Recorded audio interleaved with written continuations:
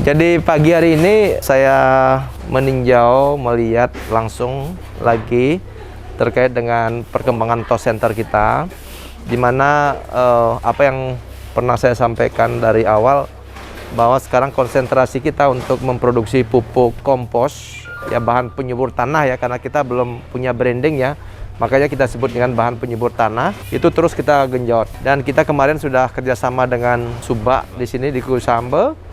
Dan sekarang saya tugaskan Pak Kades untuk lebih fokus di Subak di sini, sehingga hasilnya jelas kelihatan. Nah, jadi hari ini semua petugas tadi mengayak bahan-bahan kompos yang siap diayak ya. Jadi di sana tumpukannya cukup banyak, itu siap diayak untuk jadi kompos. Nah, jadi kompos terus diproduksi dengan 3 alat nanti, 1, 2, 3. Harapan kita bisa menghasilkan kompos yang lebih banyak. Inilah kelebihan di TOS Center. Kalau di tempat lain mungkin hanya fokus bikin pelet atau sampah plastik saja, tapi di sini kita justru fokusnya ada 2 ya. Sampah plastik yang masuk kita kumpulkan kerjasama dengan APSI, kemudian khusus untuk sampah organik kita fokus membuat pupuk kompos. Jadi sekali lagi inilah yang kita berikan kepada petani atau subak-subak ini dengan gratis. Nah, tapi ada satu inovasi sekarang, di mana setiap hari kita kan nyiram ini sampah organiknya. Kita lihat, nah di sini menghasilkan lindi setiap hari. Tapi lindinya memang tidak begitu pekat karena kita menyiramnya terlalu sering. Nah, lindi inilah sekarang sedang diuji coba, itu akan dijadikan pupuk cair. Pupuk cair di mana nantinya kita berharap juga ini menjadi pupuk cair yang beneran ya, yang bisa kita perjualbelikan nantinya.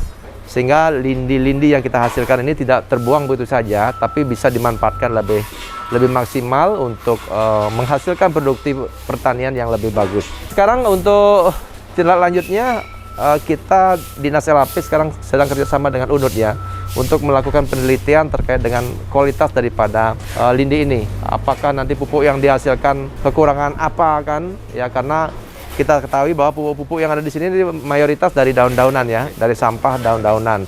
Sehingga mungkin kekurangan fosfornya atau kekurangan apa, sehingga pembuatan pupuknya nanti bisa ditambah zat-zat yang dibutuhkan. Nah, tentu nanti kita berharap dari Universitas Udayana nanti bisa mengkaji lebih lanjut, membantu kami di sini, membantu kita untuk menghasilkan pupuk yang bagus. Coba kita lihat ini lindi-lindinya. Nah, ini ya. Ini gas lindi yang dihasilkan. Nah, dia ngalir sampai ke sana, numpuk.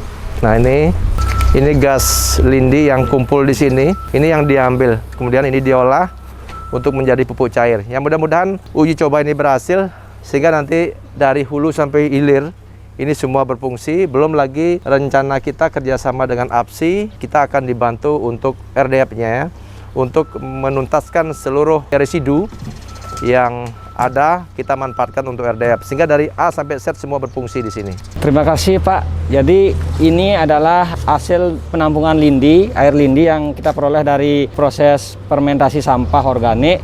Nah, jadi kapasitas tong ini adalah 50 liter. Masing-masing tong ini diisi air lindi, kemudian diberikan ekoenzim. Jadi ekoenzim sebagai fermentor ya. Untuk mencapai standarisasi pupuk organik, jadi masing-masing lindi ini diberikan perlakuan baik dosis penggunaan fermentornya, yaitu 1 liter per 50 liter lindi, kemudian setengah liter per 50 liter air lindi. Kemudian waktu fermentasinya juga ada fermentasi 4 minggu, 3 minggu, dan 2 minggu. Nah, nanti masing-masing perlakuan ini akan kita cobakan pada tanaman bawang, bagaimana hasilnya nanti, pengolahan air lindi yang diberikan perlakuan apa yang bagus untuk diterapkan pada tanaman bawang. Jadi ini nanti kita akan coba untuk dianalisa lab, apa kandungannya, komposisinya, unsur haranya yang ada di dalam air lindi yang sudah dilakukan fermentasi. Jadi sebelum dilakukan perlakuan, air lindi terlebih dahulu sudah dilakukan analisa lab untuk mengetahui kandungan awalnya seperti apa. Sehingga nanti ketika sudah difermentasi, kandungan akhirnya seperti apa dia komposisinya. Nah, setelah dicampur dengan fermentor berupa ekoenzim, lalu dilakukan aerasi selama 24 jam. Jadi aerasinya dilakukan 24 jam seminggu 2 kali. Jadi aerasi itu proses memasukkan oksigen seperti ini ke dalam larutan yang kita fermentasi. Oksigen ini berperan untuk membuang gas-gas beracun, gas metan, NH3, juga gas-gas amonia yang lainnya.